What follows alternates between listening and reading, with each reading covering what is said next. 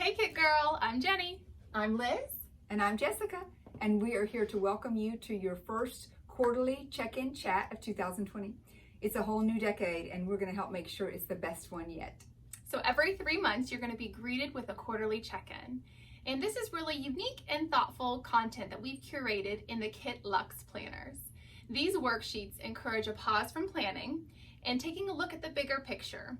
We focus on personal development, goal setting, and self-reflections, which allow us to plan a little bit more intentionally. So every quarter, you're going to see a little bit of a shift in the personal development topic, which we love. But to kickstart 2020, we're going to be talking about one of our very favorite power tools, and that is habits. Habits have this incredible ability to create change in our life, positive change, of course. We can use habits to correct bad behaviors. We can use habits to help us reach our goals. And we can use habits to help alleviate or relieve the pain points in our lives, which is exactly where we're going to get started for this quarterly check-in. Everyone has a pain point, if not multiple, in their daily lives. Sometimes we know exactly what they are. Sometimes we don't. Sometimes we have a dread for a certain time of day or a certain task we avoid, and we don't really know why. So the first practice for this quarterly check-in is to consider what frustrations and pain points exist in your life. What's holding you back or inhibiting your success? A few examples might be, every afternoon when you get home, the kids are hangry and whining for snacks. Or every day you plan to work out in the afternoon, but you just don't seem to get it in. Something always gets in the way. Or you just don't like cooking, and so you put it off every night and end up ordering takeout. So now let's talk about alleviating some of those pain points. Once you get your pain points identified, now the magic of habits comes into play. What habits can you implement to help alleviate or relieve those pain points? Now, we can't necessarily make our frustrations disappear completely, but we can set ourselves up for success in managing or dealing with them. So if you have those maybe whiny and hangry kids after school, perhaps you can pre-pack and portion some snacks for them, make them easy to reach in the fridge. If you're missing some afternoon workouts, try and plan your workouts at a time that you know will not get interrupted. We have the least control in the middle of our days, so the beginning and the ending of our day would be the best time to try and plan those workouts to make sure you get them in.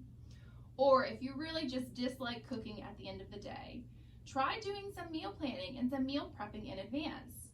Or cooking bigger meals so you can take advantage of those leftovers. Or try a meal service. There are really some great and affordable meal planning services out there these days. The next big focus is going to be on personal habits for self-improvement.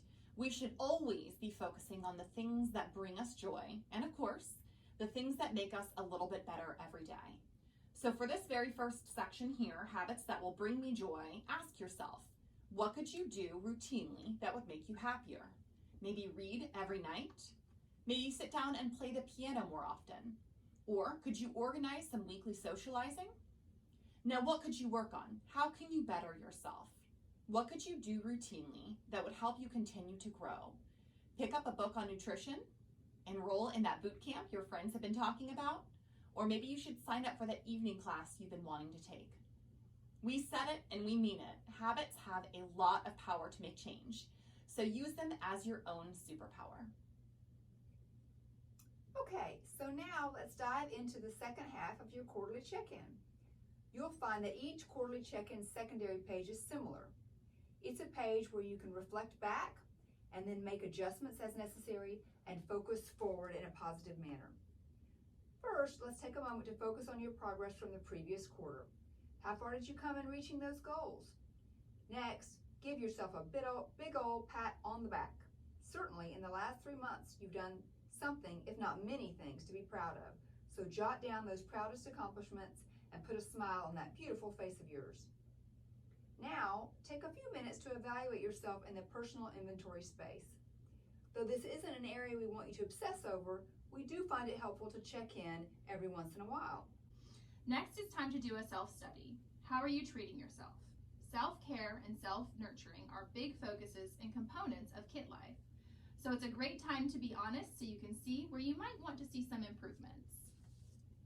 Last, it's time to set your quarterly goals. Now we know it's January, and you may very well notice that there's no space for a New Year's resolution. Why? Because we love the idea of breaking your goals down into smaller bites. Oftentimes, we set these big, lofty goals without considering what it takes to reach them. So break your big goals down into smaller bites. Being able to accomplish something every quarter will fuel you to keep going.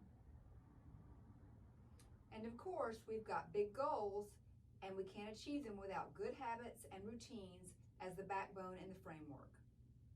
For example, if your goal is to write 1 blog a week, make it a habit of spending 15 minutes every evening crafting content. If you've got a goal to get stronger, then maybe you start by doing some weight workouts and tracking your progress as you go, monitoring your little successes along the way. And if your goal is to cook more often, perhaps you consider just 3 nights a week to get in the kitchen and get started. We hope you all have enjoyed using this quarterly check-in as much as we've loved creating it. We think it's a very beneficial part of the KITLIFE planning system. If you guys haven't already, head on over to our Kit Girl community. It's a Facebook group. We'd love to have you join us, and we'd love to hear what goals and intentions you have set for the quarter ahead. It's an amazing group full of supportive women. We know you'll be super comfortable there. We'd like to challenge you, as always, to do more, be more, and give more. That's the Kit Girl way. And we want to wish you all health, happiness, And happy planning! Happy planning.